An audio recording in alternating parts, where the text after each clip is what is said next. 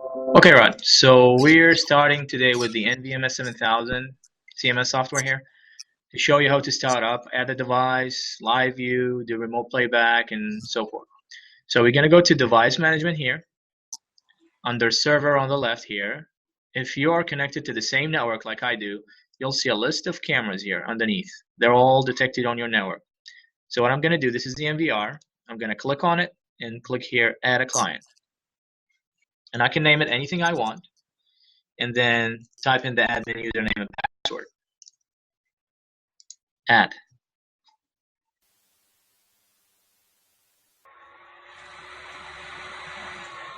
So you can see here the NVR, it's added, and you see the green sign here, that means it's working, it's streaming. So if we go to group over here, we have to add a group, and we can name it anything we want. Once again, we can call NVR test. Click OK. Now, you can come to this folder here on the left we created and click import. What does this allow you is to choose which camera you want to import into this folder. So in this case, we want everything, so we can just do import all, and it will import all the cameras into this folder here, NVR test. And once again, you can name it whatever you want. So once you're done, just close this window, and over here on the top, click on Control Panel. It will take you back to the main menu here for the VMS. So if you click on Main View, look on the left of your screen here down, and you'll see the group, the folder that we created, which is NVR test. So you click on the plus, it shows you all the cameras here. Now sometimes if you don't have a really high-end computer, streaming all the cameras at once at mainstream will cause some performance issues. So what you need to do is right-click and set substream to all. So now all the cameras are set for substream. So what we do, we can drag all the folder and drop it on the screen, or we can do just individual cameras one by one in different boxes here. So what I'm going to do, I'm going to drag the whole folder here and just drop it. And you'll see the cameras will automatically populate. The cameras are not showing. They're basically these cameras, they support only mainstream, so that's why they're not playing. So that's not a problem. If you want to stop all this at once and you want to start over, you can just click on the stop here in the middle of the screen. Stop live view. Done. We're stopped. If you want to change the screen layout here so it's smaller or more channels basically, or less, you can click on this box here, choose layout, and it shows you how many channels you can view. So I'm going to do this 2 by 2. Very good. Can you do me a favor? There is one of the cameras, it shows the license plate. Can you show that camera and also show the zoom in feature on the camera? That one on the TVI, Rod, it's not on the IP. That's fine. And that one, I cannot do the zoom in right now, but I can show you the camera definitely. So I'll have to add it again here.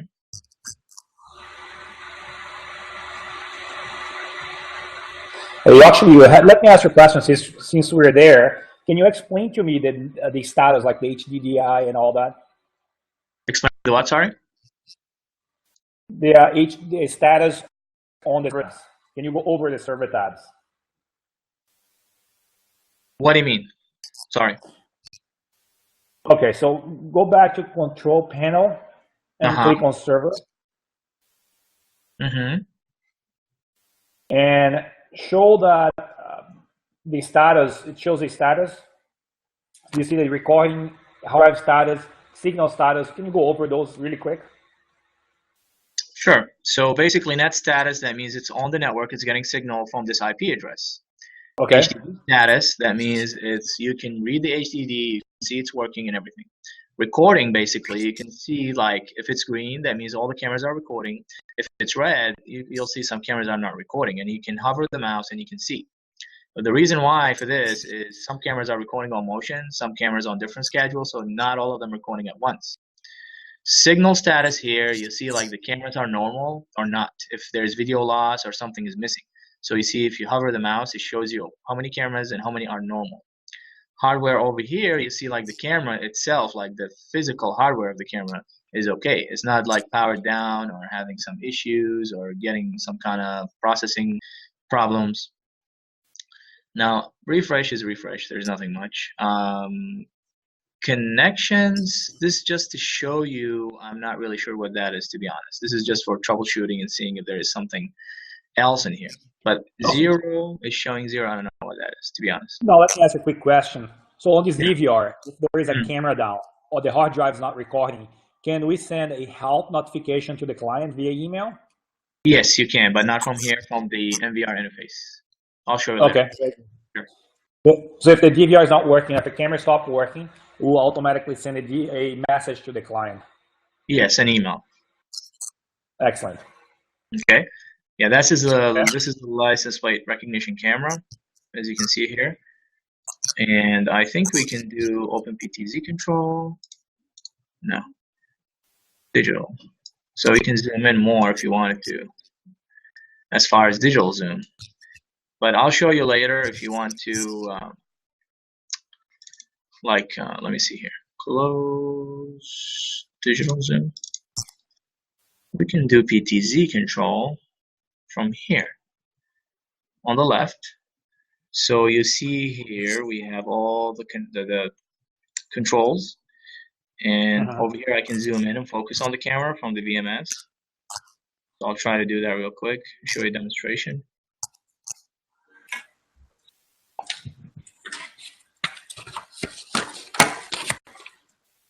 Okay.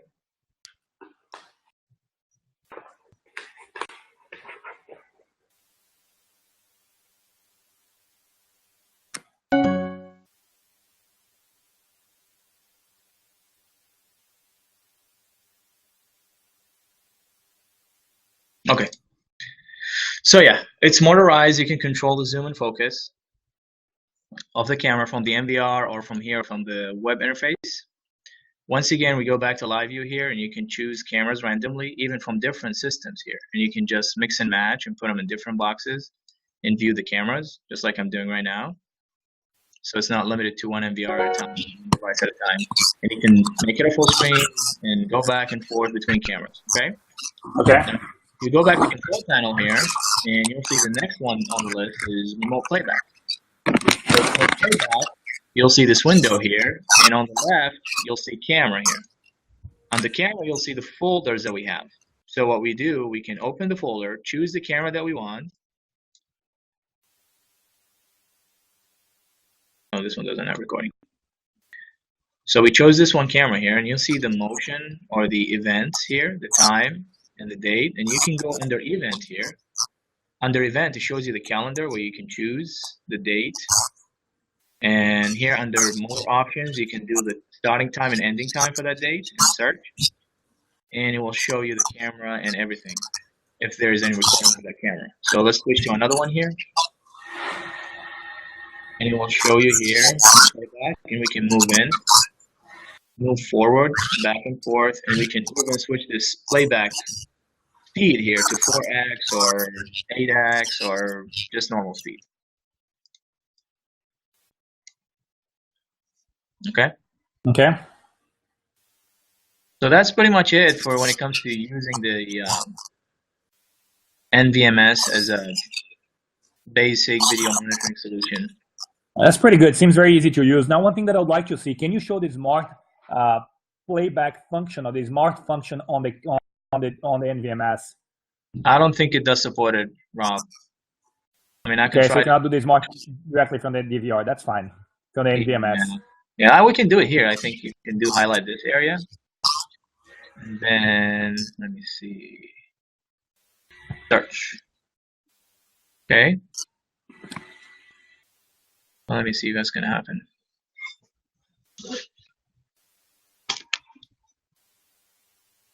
So basically, right now you're doing a search based on just on those motions. So if something has been stolen on the area, we could easily go back and view the events that occur only in those areas.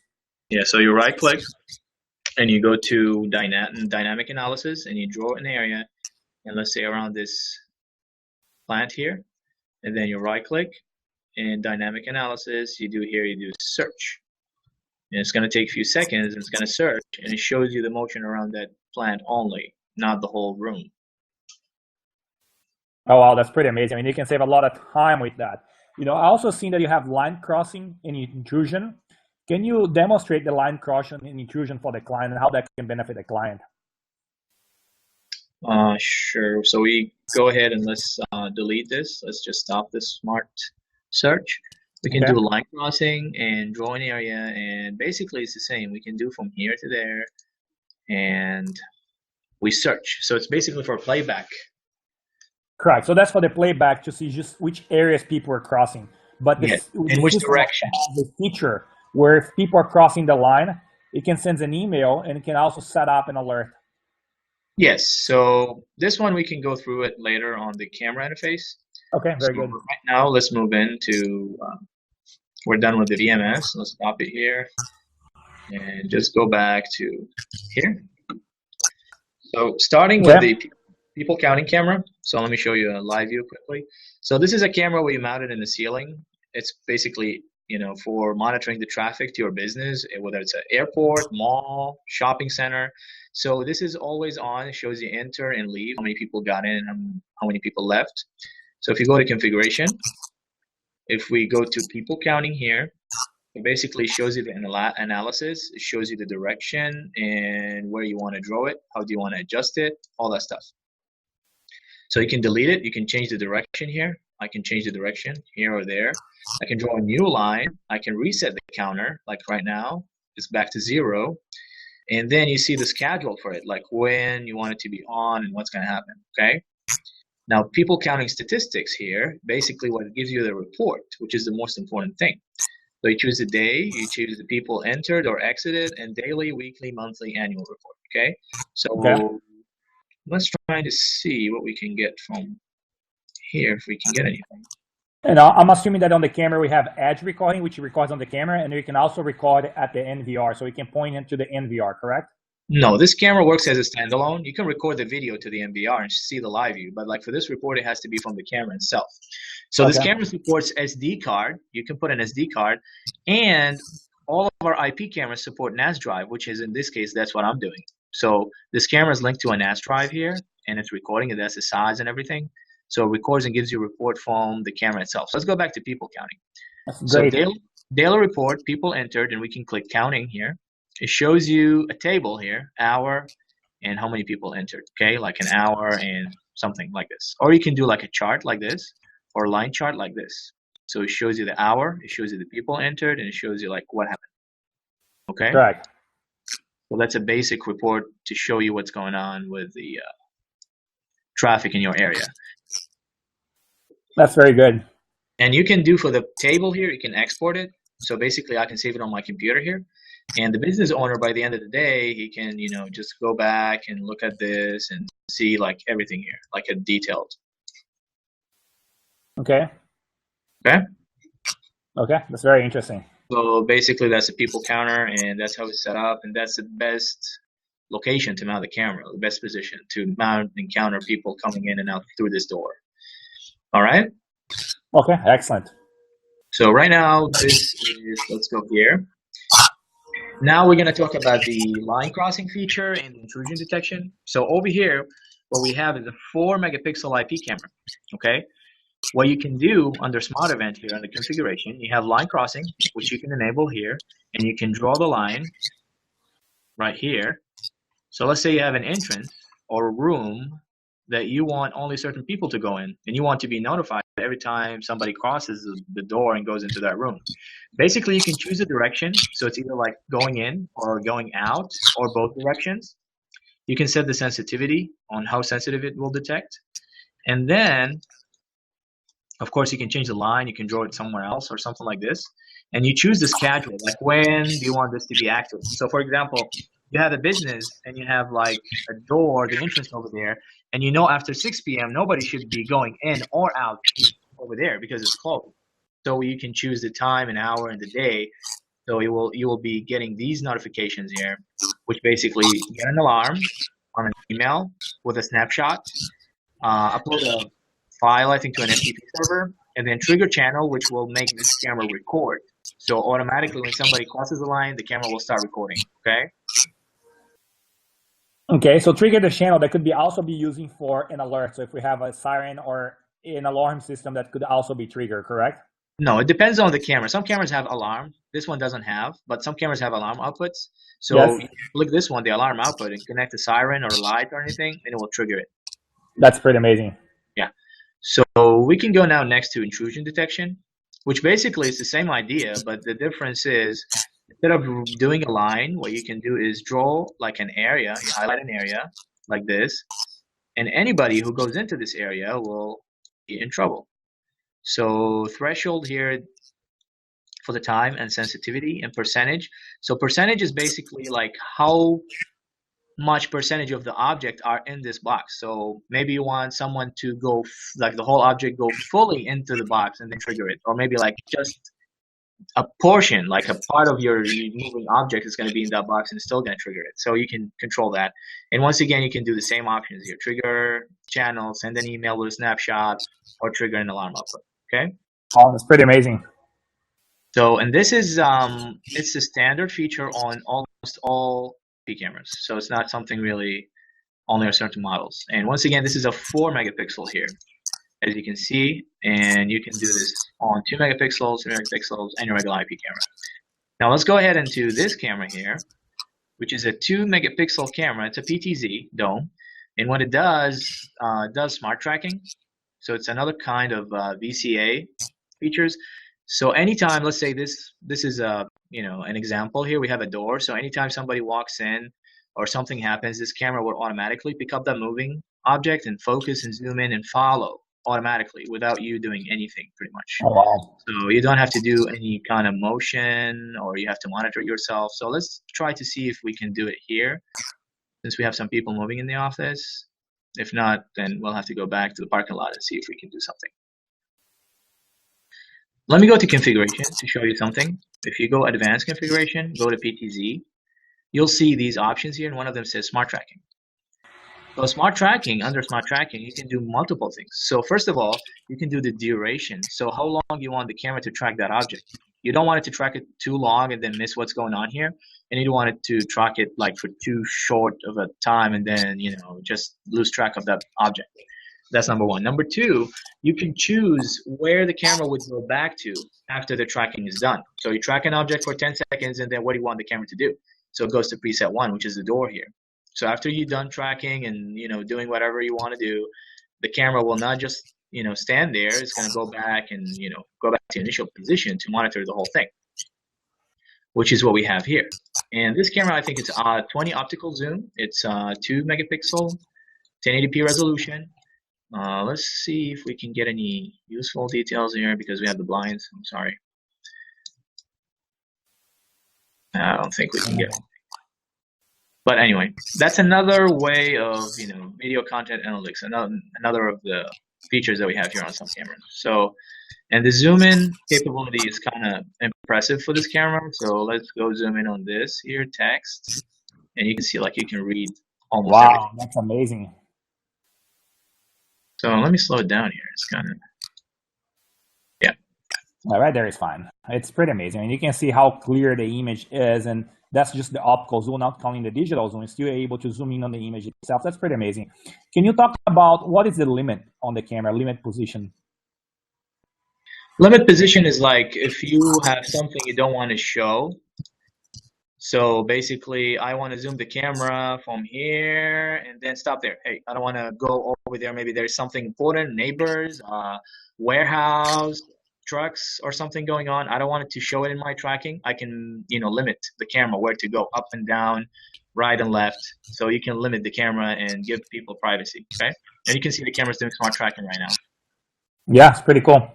Okay, and once it's done, as you can see, like it goes back to the main door to see what's going on. So it's not going to be just staying there forever. That's pretty nice. That's pretty amazing. All right.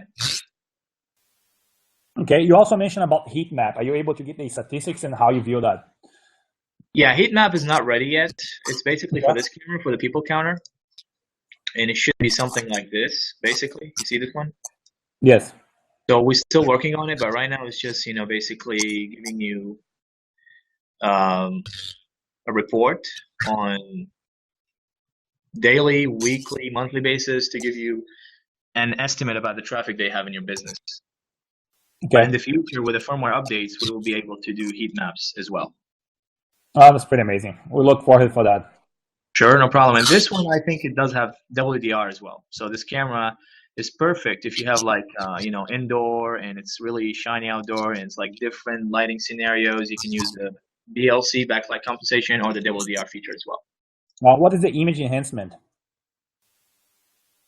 It would be like digital noise reduction. So at night, if you have some kind of noise and like these snowflakes in the picture, you can adjust that. Defogging if you have any fog in the lens of the camera. EIS, I think it's some kind of stabilization for the camera. If it's like moving or something, it will try to make the picture not shaking too much. By you can see like it's even adjusting the field of view of the camera. And then over here, the grayscale, I think it's for color, accuracy or testing the Correct. colors if you see the colors are off or something. Those are great features. Yep. Especially if you're in a warehouse where the camera vibrates a lot, you can stop the vibration, the EIS or video stabilization. That's pretty amazing. Yep, exactly. Now, if the camera stopped working, is there a feature on the camera where you can send an email as well, or you don't have the feature on the camera itself? Let me see here. It should have it, yes. I know for the MVR, since the MVR handles and manage multiple cameras at once, it definitely has it. And for this one here, let me see.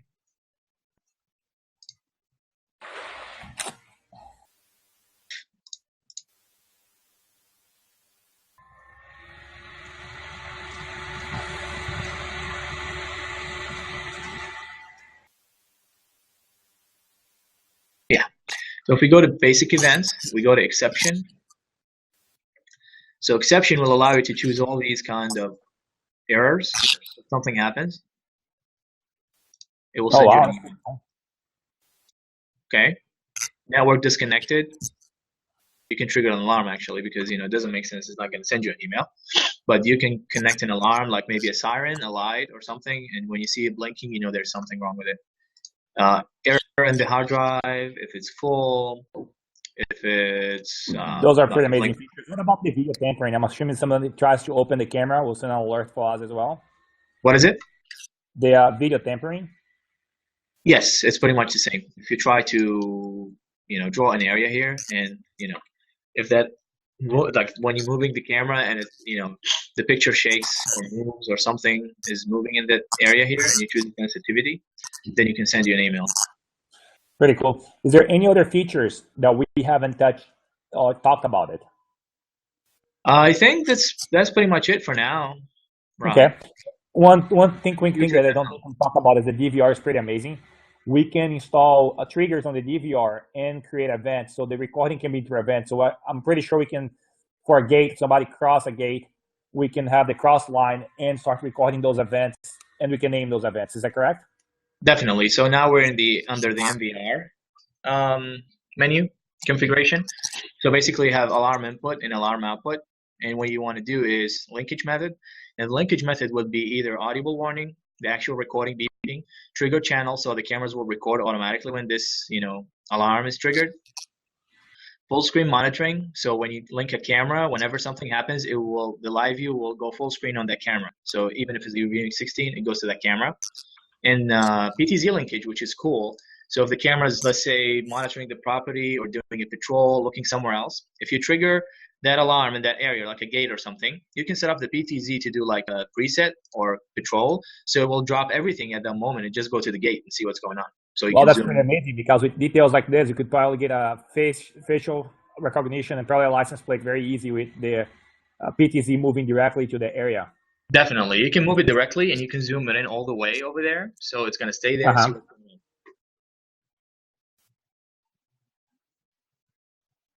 on. All right.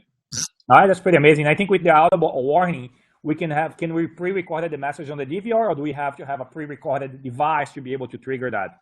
No, audible warning is just beeping. It's not going to be like a recorded message. Okay. Yeah. Very interesting, though. Yeah. Okay, I think we touched on pretty much almost everything.